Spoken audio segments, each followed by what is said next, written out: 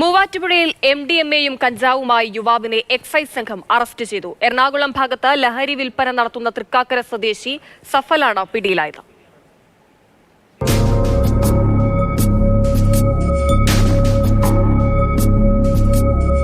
പുലർച്ചെ സമയങ്ങളിൽ എറണാകുളത്തു നിന്നും കാറിലെത്തി പേഴക്കാപ്പള്ളിയിലും മൂവാറ്റുപുഴയിലെ മറ്റു സ്ഥലങ്ങളിലും സ്ഥിരമായി MDMA വിൽക്കുന്നു എന്ന രഹസ്യവിവരത്തിന്റെ അടിസ്ഥാനത്തിൽ നടത്തിയ അന്വേഷണമാണ് സഫലിനെ കുടുക്കിയത്. പിടികൂടുമ്പോൾ കുര്യൻമലയിൽ താമസിക്കുന്ന സുഹൃത്തായ റെൽവിൻ രാജുവിന്റെ വീട്ടിലായിരുന്നു സഫൽ.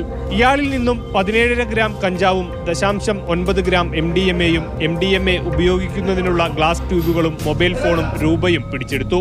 സ്ഥിരമായി MDMA ഉപയോഗവും വിൽപ്പനയും നടത്തുന്ന ആളാണ് സഫലെന്ന് എക്സൈസ് സർക്കിൾ ഇൻസ്പെക്ടർ പറഞ്ഞു.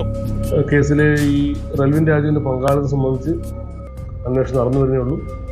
നിലവിൽ ഈ സഫലിനെ പ്രതി ചേർത്ത് കേസെടുക്കുകയും തുടരന്വേഷണം നടന്നു വരുന്നതുമാണ്. ഓപ്പറേഷൻ ക്ലീൻ സ്റ്റേറ്റ് ഫേസ് 2-ന്റെ അടിസ്ഥാനത്തിൽ വ്യാപകമായ പരിശോധനയാണ് മൂവാറ്റുപുഴ എക്സൈസ് പ്രദേശത്ത് നടത്തിവരുന്നത്. കോടതിയിൽ ഹാജരാക്കിയ പ്രതിയെ റിമാൻഡ് ചെയ്തു.